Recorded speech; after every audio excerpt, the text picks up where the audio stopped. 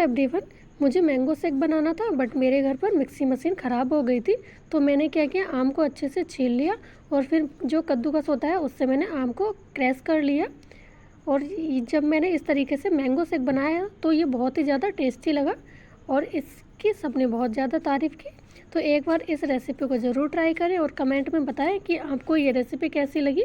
अगर हमारा mango shake बनाने का तरीका पसंद आए तो हमारे चैनल को ज़्यादा से ज़्यादा लोग सब्सक्राइब करें और वीडियो को भी लाइक करें।